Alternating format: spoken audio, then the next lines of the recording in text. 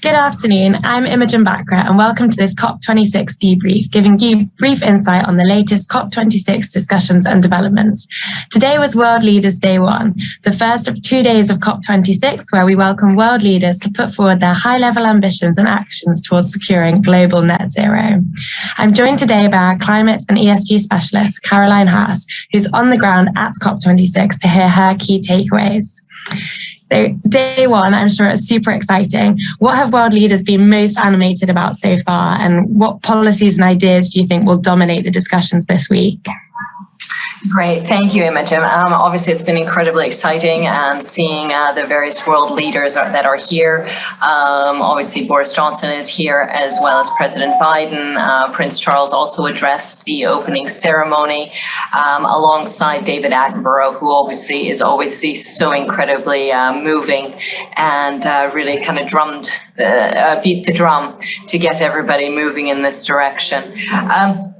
I would say, where is the focus? The focus is very much on this sort of 1.5 versus 2 degrees. Right now, we're on a trajectory of 2.7, and everyone is very aware that that actually will have detrimental consequences on the planet and the communities that it hosts. So we definitely need to focus on that. The other point was coal and the eradication of coal by sort of new coal plants by 2030 was very much announced yesterday already at the G20, and that is now sort of being continued. Mario Draghi very much made the point as well that we need to actually go beyond that, and that this is sort of just the starting point of that. The other point that was very much addressed was the fact that developing countries are actually the ones that are bearing the brunt of climate change and often actually have a reduced emissions footprint, which is contributing to climate change. There is a 20 billion shortfall of the 100 billion right now, and so that is going to be the focus of the next couple of days to see where that is going to come in.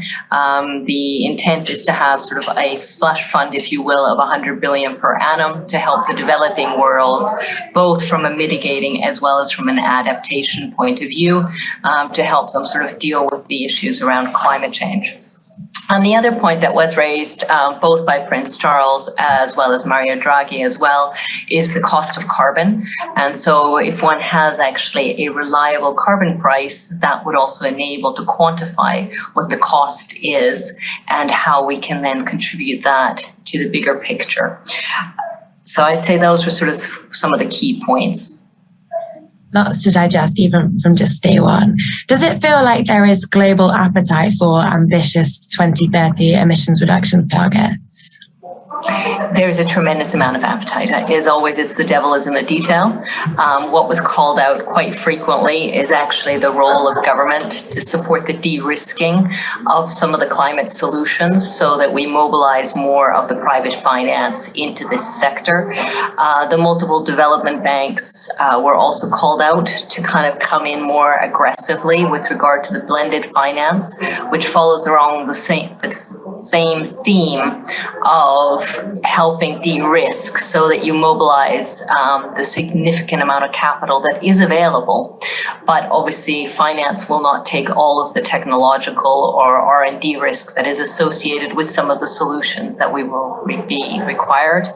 The other was very much sort of focusing on pragmatism versus ideology and ensuring that one can, really kind of keep moving forward, and let's not get caught up too much into arguing which one is better, but actually working together and just using a variety of solutions and that would apply to different situations around the globe. It sounds like you've heard a lot on the government side today, but what have you heard from businesses so far today? Does this feel like this COP could kind of be the pivotal moment to propel us further into the green business era? So yes, it was absolutely fantastic. Katie Murray, NatWest Group's CFO, spoke at a panel, which was Home is Where the Heat Is. It was part of a collaborative approach where NatWest Group was involved with regard to the heating requirements and sort of some of the installation, heat pumps, and really mobilizing the consumers' homes to actually participate in climate change. In that panel, there was Centrica, who is obviously a large builder. They supply about a third of the UK homes, as well as Worcester-Bush, who actually supplies heat pumps and hydrogen systems, as well as Shelter, which was also very good to sort of really kind of bring home the message that this also has to be done from a sort of just transition perspective, as well as a build back better. And that one also needs to consider how lower income communities will be able to also benefit from these technological changes, but also reduce their heating costs at the same time. Between the different panelists, you could really feel that intent of collaboration, working together, and realizing that there's not going to be the perfect solution. It's going to be a combination of all of the above. Sounds like a very interesting discussion. All right, well, that's all for this COP26 videocast. Thank you, Caroline, for those insights fresh from COP26, and thank you, viewers, for joining us. If you'd like more views and actionable ideas on the trends shaping the business landscape, please subscribe to our social channels. See you again soon.